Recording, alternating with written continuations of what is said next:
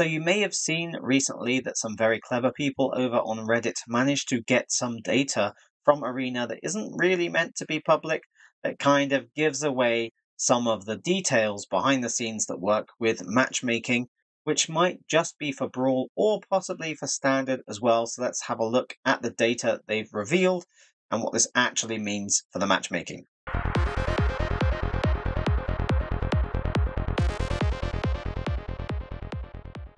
Welcome back to the channel. Don't forget to like this video and subscribe if you haven't already, so you don't miss out on any future videos about Arena, helping you get the most value out of the game and hopefully the most fun too.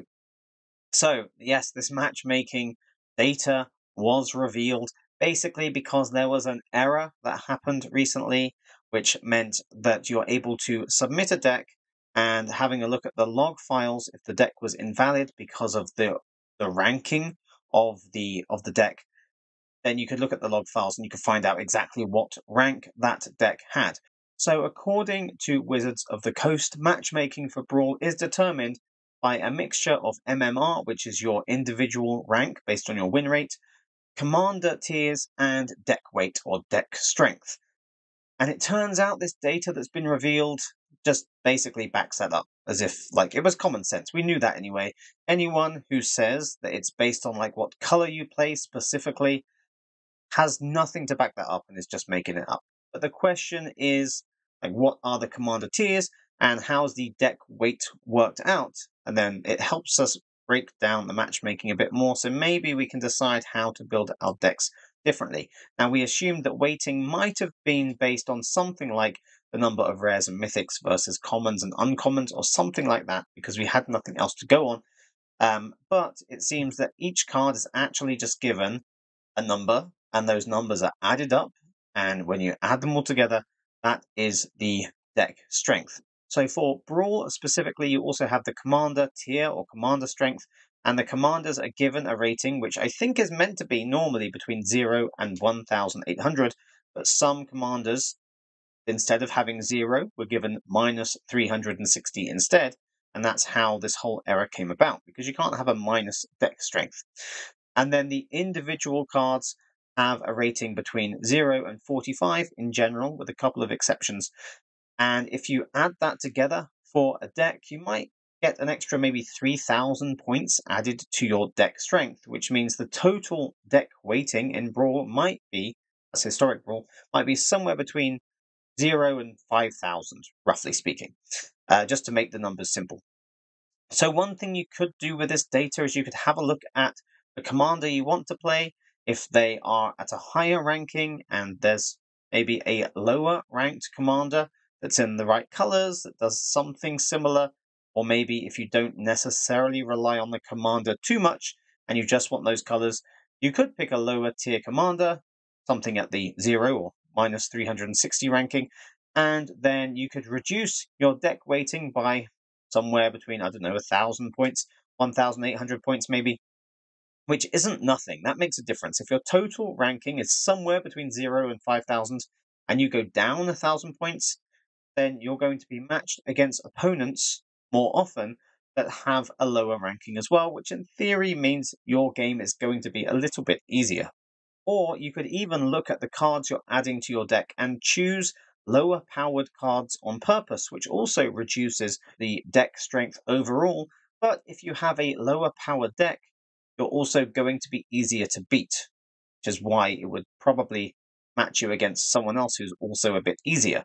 So it doesn't necessarily mean there's going to be a huge difference between your chances of winning and your opponent's chances of winning, because these things are designed to even out slightly so the games are a little bit more fun and balanced. Now, there may be some anomalies in the data that make very similar cards different in ranking, and so you might be able to just choose a lower ranking card when it's pretty much the same, and that makes it an easy choice. But the number of times that happens is not going to make a very big difference to your overall score. If it's anywhere between 0 and 5,000, you might save yourself a couple of 100 points, maybe. So it doesn't necessarily make a very big difference. But if you want to do that, if you have a look at the data over on Reddit, you can try that and see if that makes any difference for you. Now, the questions that come out of this, first of all, is this equal across formats? So this data was taken out of historic Brawl games or deck building, but some of the values given to cards seem a bit of an anomaly. So cards that might have been really good in standards of the past have been given a very high ranking when they're not very good in historic Brawl games.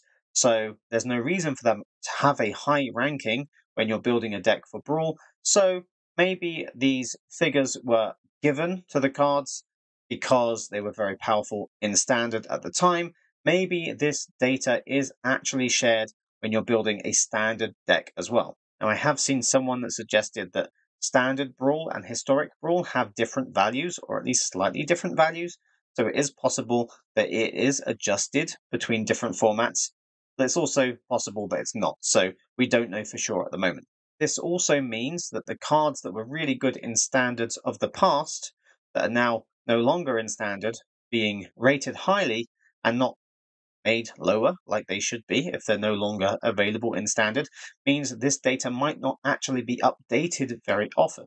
Now, the whole error came about because presumably 0 point commanders were made to be minus 360. So at some point recently, it was updated, or this did change.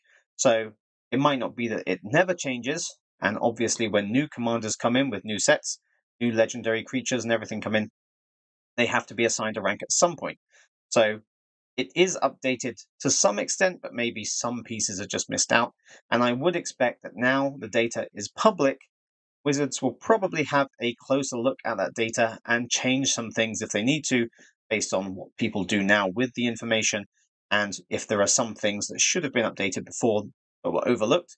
So the data might not be hugely reliable when you're building a deck right now, when this is presumably updated in the future. And it's important to remember that this deck weight part of matchmaking is only applicable in unranked games. So when you go into your ranked games and you play standard or anything else in ranked, then it doesn't take into account your deck strength. It's your personal ranking or MMR, and then your actual rank, whether you're in Platinum or Diamond or Mythic or wherever you happen to be. So if this information is shared across different formats, it means that in Standard with a 60 card deck where there's no commander, if it uses these values, then your weighting should be somewhere between 0 and 2000, very roughly speaking. But the interesting thing is, if this deck strength weighting is additive, which it seems like it might be, then putting additional cards into your deck above the 60 card minimum should match you higher, should give you a higher deck strength in theory, because you have more cards added to it, and keeping it at 60 should match you lower. So in general, it is better to keep a deck at 60 if you can, because it makes your deck more consistent and sticking with the game plan that you've set out for that deck. But it might also be a good idea to keep your deck to 60 because it might match you lower against opponents, possibly. This still needs to be tested out, and it might be one reason why certain people see much larger decks and say they see opponents with 200 cards in their deck. Maybe they're using a very strong deck in unranked, and that might make that more likely to happen. But I might build my own deck with as many strong cards as possible and fill out 250 cards in a standard deck and see what I get matched against and see if there's any difference between that and a much lower ranking, in theory, standard deck. It might make a difference to the choices that you make when you're building a deck. It might be an interesting experiment, but it shouldn't necessarily make a huge difference to you if you're just going about playing standard like you normally would. Also, don't forget that when you are being matched against an opponent, when it's on the waiting screen, the way these systems usually work is that the game will try to match you against someone who's at a similar level based on your MMR, but also based on your deck weight. But if it doesn't find anyone in the first 5 or 10 seconds, it probably expands the range a bit so you can look at other people that are available. Because you don't want people waiting to start a game forever. You want to match people up as quickly as possible. So if you can't find someone at the right level for you, it's going to try and find someone else who's maybe a bit higher or a bit lower. So the longer you're waiting on that matchmaking screen, the more chance that your opponent is going to be at a different rank to you, and it might be higher, it might be lower. So if you want to try to keep your games as consistent as possible, maybe if you go to enter a game and you don't find an opponent in the first 5 or 10 seconds, maybe cancel and try again in a minute and see if someone else is available. That might be a better way of getting slightly more consistent matches if you find that your opponents tend to be maybe much better than you are. This also technically puts people with a higher deck strength as an advantage, because if you can't find people that are much higher than you, then when it expands the range to look higher and lower, there's more chance you're going to be ranked lower against someone else. And it means that if you have a very, very low deck strength, then you can't go much lower than that. If you have to wait longer, you're more likely to be matched up against someone who's stronger. So this might apply even more to people that are playing budget or lower deck strength decks than it will for people that are playing those really big, powerful decks. So the question is, can you use this data, this information, to game the system? Well, kind of yes and kind of no. So if you did make a very effective deck out of lower ranking cards and commanders, if it's Brawl, or just with standard lower ranking cards, then your win rate will probably go up if you're matched against easier opponents. And if you are, then your MMR would increase because your win rate is increasing, and then you might find yourself up-matched against stronger decks eventually, maybe stronger decks with slightly lower win rates with the opponent, and you have a higher win rate with a cheaper deck, but you're going to be matched so that the deck you're playing against is stronger than yours, and you're going to be at a disadvantage, and it's going to kind of make your win rate possibly go down a little bit. So it might give you an advantage in the short term, but probably not in the long term. There is a way that you could potentially rig wins by manipulating your MMR, by just going into games and conceding multiple times. And whenever you play a new game after conceding lots of games in a row, your MMR will be adjusted, might be lower, and you might get an easier opponent to play against, and you might have a slightly better chance of beating them. I know some people have said they do this. I haven't tested it out myself, because accounts that do this should probably be banned because they're just trying to completely manipulate the system, and I don't recommend it. I'm sure I've heard stories of people being banned for this, and I've heard other people say they get away with it, so it's a huge risk to try it, and I think it's kind of sad if that's the best way to win games for you, to just concede loads and try to be put against someone who either has a weaker deck or is a newer player. If that's how you win, that's pretty sad. So I don't recommend that. And there are some people that have already made videos or posts on social media that have used this data to support their very wild, unrelated theories. Like if you play this color, you're more likely to be matched against that color.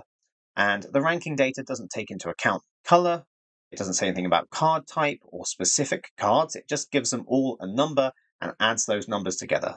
So if it's matching people based on the total ranking of 1,000, 2,000, 3,000, it has no idea what colors you're playing. It has no idea what color your opponents are playing.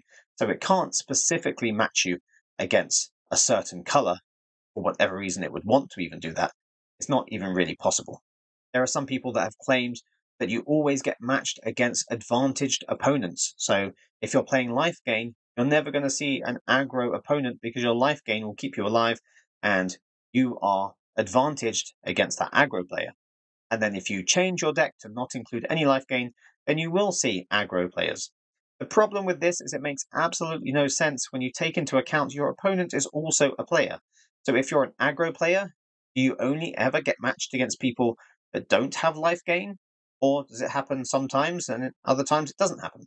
You can't always be matched against an opponent who is stronger than you because that opponent is being matched against an opponent that would be weaker against them. It doesn't make any sense to say this always happens, and yet I see content creators and people on social media always saying that it's rigged to give you a disadvantage. It can't possibly do it. If you have two players, it makes no difference if player A or player B is at an advantage. Sometimes they will be because of the deck they happen to choose, but it doesn't mean the game has decided to put life gain against aggro or not, just to make one person win and the other person specifically to lose. And when a creator says this, or just anyone on social media, when they say this, this always happens or this never happens, and they have no data, don't trust anything they say because it's such bad logic. This deck has a 95% win rate, and then Wizards nerfed it with the shuffler, and now I always lose. It's obviously nonsense. They didn't have a 95% win rate with a certain deck with a decent sample size. They might have won their first 9 games out of 10, which, yes, that happens sometimes, but there's no way they played 100 games and won 95 of them with a certain deck. I've also seen people say if you add this specific card to your deck, you'll also always have it in your opening hand. But once you actually track that, you find it's not true. You have it sometimes. There's other times you don't have it. I think if it was true, the person making that claim would have data to back it up. So although it looks like this data's kind of interesting and does actually back up what we already knew about matchmaking, that it takes into some kind of consideration the commander you're using in a Brawl game or your deck strength overall in any unranked games. Now we have some specific numbers, but they might change, so it doesn't necessarily matter what the specific numbers are. But at least it proves what we already knew about matchmaking, which kind of goes towards saying that Wizards of the Coast might be telling us the truth when they tell us how Arena works. So if you want to see this in a bit more detail, there was a video that I saw by Amy, Amazonian, where she did a great job of interpreting the data, and whenever she made a claim that wasn't supported directly by the data, she specifically said so and explained why she had made that assumption. That's how you know when you can actually trust someone who's producing some kind of content, is that if they're guessing at something, they'll tell you they're guessing. If they're sure about something, they will provide some kind of evidence. So that video is a bit longer, but breaks it down in a bit more detail and looks at it in different ways. So if you're interested, I'll link that in the description to this video. But let me know what you think in the comments. Is this going to change how you approach deck building in any unranked games like Standard or Brawl or any other, historic, any other format? And if you have any other information about anything that's changed about this, because it's probably going to change pretty quickly, leave that in the comments below as well, and I'll update my description whenever things happen as well. So it should have some extra information in there as things happen. So don't forget to like this video and subscribe to the channel if you haven't already. Let me know what you think, and I will see you in the next video.